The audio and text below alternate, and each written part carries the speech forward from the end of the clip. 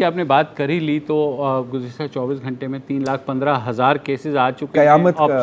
Oxygen की शदीद किल्लत हो गई है अस्पतालों में। मैं अभी देख रहा था दिल्ली में सिर्फ जो दारुल हुकूमत है वहाँ 26,000 केसेस आए हैं सिर्फ दिल्ली में।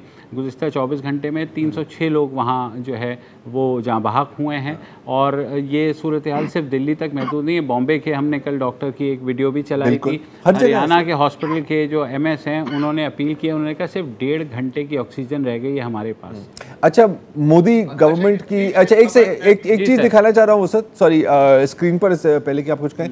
मोदी हुकूमत का अभी तक जो रिस्पॉन्स है वो ये है कि मामले को दबा दो, और दबा भी लिटरली। अगर वो जरा आप स्क्रीनशॉट दिखाएं जो आज की जो फ्रंट पेज है अखबारों के भारत में, अगर वो पिक्चर हम ले आए पे मोदी साहब के पोस्टर लगे हुए हैं और उन्होंने यही कहा है कि आखिरी ऑप्शन है हमारी लॉकडाउन्स और उससे पहले जो है, क्योंकि उनके इस वक्त तरजीह है कि जो बंगाल में इलेक्शंस होने वाले हैं और उस हवाले से। और वसत ने कल कुंभ के मेले की भी बात की थी। वसत जी, वसत हाँ जी, मगरबी बंगाल में अमित शाह जो हैं वो बाकायदा भरपूर जलसे कर रहे हैं। मोदी साहब ने अपना जलसा कैंसिल कर दिया टोकन उसके हवाले से।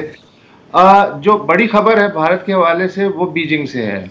बीजिंग में आज दफ्तर खारजा की तरफ से ऐलान हुआ है कि चूंकि कोविड जो है किसी एक मुल्क का मसला तो नहीं, आलमी मसला है, इसलिए हमें मिलकर इसका मुकाबला करना चाहिए। लिहाजा हम हुकूमत भारत से हमदर्दी का इजहार करते हैं और उन्हें पेशकश करते हैं कि इस मौके पे हम उनकी जो भी मदद कर सकते हैं वो अपनी ज़रूरियात बताएं, हम हाजिर हैं।